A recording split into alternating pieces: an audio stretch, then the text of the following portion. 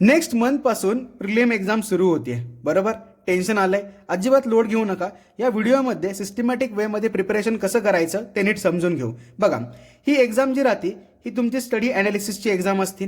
मग त्याला बघताना सुद्धा त्या वेळेनीच बघा आपला किती अभ्यास झालाय, त्याचा ॲनालिसिस करायचंय आणि चेकिंग करायचंय. साईड बाय साईड रायटिंग आणि प्रेझेंटेशन स्किल इम्प्रूव्ह करायचंय. प्रत्येक क्वेश्चन टाईप समजून घ्यायचा आहे आणि क्वेश्चनचा पॅटर्न समजून घ्यायचा आहे प्रत्येक सब्जेक्टसाठी.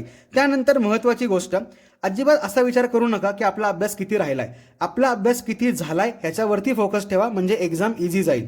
त्यामुळं अभ्यास जेवढा झालाय त्याच्यावरच फोकस ठेवा, त्याला पक्क करा. उरलेला अभ्यास तुम्ही जानेवारी महिन्यात पूर्ण करतालच. क्लिअर. मग आता प्लॅनिंग करताना कसं करताल, प्रत्येक सब्जेक्टसाठी काहीतरी गोल ठेवा. जे चॅप्टर तुम्ही सिलेक्ट करणार आहात त्याच्यामधून ऑलमोस्ट 70 to 80% सिलेबस झाला पाहिजे.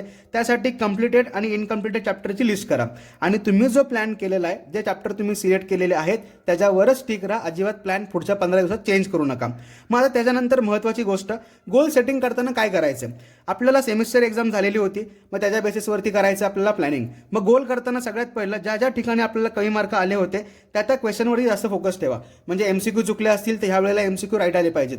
शेवटचा क्वेश्चन लिहिता नसेल आला तर ह्या टायमिंगला तो शेवटचा क्वेश्चन लिहिता आला पाहिजे. म्हणजे काय होईल, क्वेश्चननुसार आपलं प्रिपरेशन होऊन जाईल. 70% सिलेबस बेस्टच करून जा. उरलेला 30% सिलेबस हा नंतर करता येईल, त्यामुळे लोड घेऊ नका. आणि सेमिस्टर एक्झाममध्ये जेवढे पर्सेंटेज आले होते त्याच्यापेक्षा 10% जास्त आणा. क्लिअर. सिंपल आहे का नाही. मग बोर्ड एक्झाममध्ये अजिबात लोड नाही येणार. मग आता महत्त्वाची गोष्ट बघा, या ठिकाणी मी छोटंसं प्लॅनिंग दिलेलं आहे. लँग्वेजमध्ये 60+ जाण्याचा स्कोअर करा. सायन्स 1 सायन्स 2 मध्ये 25 मार्क्स तर आपले फिक्स झाले पाहिजेत आणि उरलेले 15 पैकी तुम्ही 8 जरी आणले ना तरी खूप झालं.